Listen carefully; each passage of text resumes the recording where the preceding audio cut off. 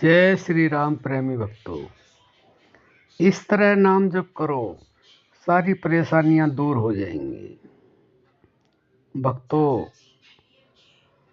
इस संसार में हर व्यक्ति यह जानता है कि सुख कैसे मिलेगा और सुख क्यों मिलता है और दुख क्यों मिलता है। यह केवल हमारे द्वारा ही हमें मिलता है। आपने सुना होगा, जैसा बोओगे वैसा काटोगे। तो जैसा हम कर्म करते हैं वैसे हमें मिलता है। संत अच्छी तरह से समझाते हैं और बताते हैं, और संत इसीलिए आते हैं। जो आम आदमी या आम इंसान है, इंसान का जन्म लेकर आया है, तो उसे क्या करना चाहिए, क्या नहीं करना चाहिए। तो संतों ने यही उपदेश किया है कि कर्म किए जा, भजन किए जा, फिर नहीं किसी का डर है। परदेसी का नगर बसे, यहाँ नहीं किसी का घर है। यहाँ पे स्थायी रूप से किसी का घर नहीं है। इसलिए उन्होंने ये समझाने का प्रयास किया, और प्रयास कर रहे हैं और करते रहेंगे संत, कि आप कर्म भी करो लेकिन उसके साथ में भजन भी करो।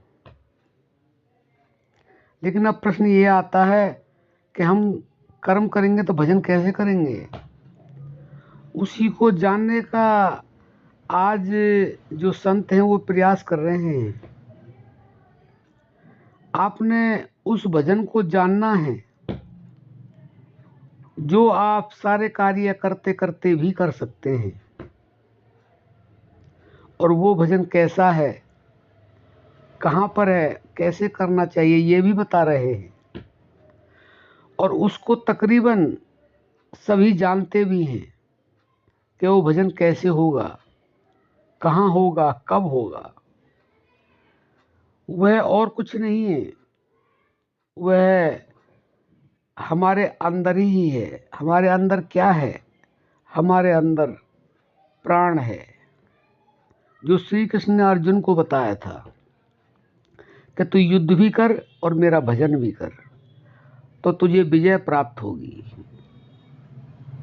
वास्तव में ये होता है कि जो भगवान का प्राणों से, श्वासों से भजन करते हैं, उनको हर चीज़ में सफलता मिलती है। उनकी सारी परेशानियां दूर होने लगती हैं और हो जाती हैं। तो श्री कृष्ण ने अर्जुन को क्या समझाया कि भजन भी कर और युद्ध भी कर। तो अर्जुन ने यही कहा था, भगवान दो कार्य एक समय में कैसे हो सकते हैं। तो उन्होंने बताया कि इस शरीर से तू युद्ध कर, बाण चला, लेकिन मन से मेरा भजन कर, मेरा सुमरन कर। वह भजन क्या था, वह सुमरन क्या था? वह श्वासों का था, क्योंकि और कुछ तो हो नहीं सकता।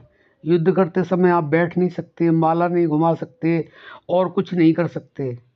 लेकिन आप अपने मन से तो भजन कर सकते हैं। और मन का क्या करना होता, संत स्पष्ट बता रहे हैं।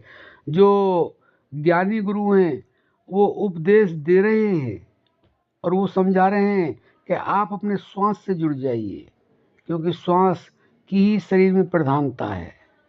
उसके लिए लिख भी दिया कि श्वास श्वास सुमरन करो, वृथा श्वास मत खो, ना जाने इस श्वास का आवन हो न हो।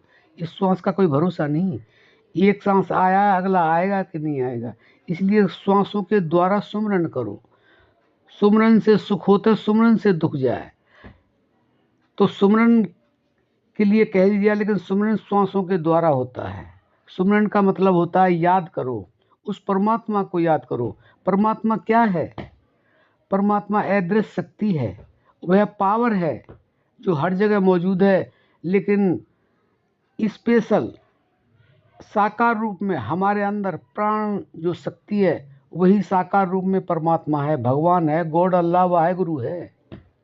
क्योंकि श्वास के बिना हमारा जीवन नहीं, अस्तित्व नहीं, हमारा नहीं, किसी जीव का भी जीवन है ही नहीं बिना श्वास के।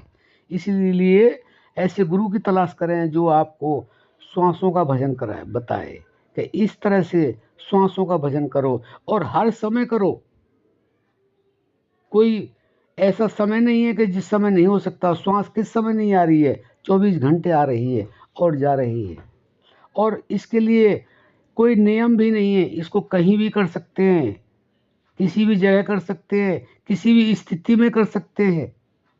शुद्ध अशुद्ध अवस्था का भी इसके लिए कोई परहेज नहीं।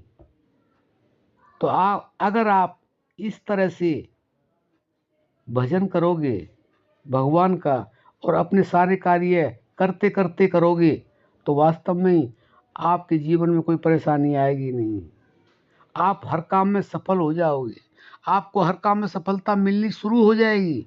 और जब आपका ये भजन निरंतर हो जाएगा तो आप यकीन मानिए, आप विश्वास कीजिए, 100% आपका हर काम सफल होगा और आपके जीवन में खुशियाँ आ जाएंगी।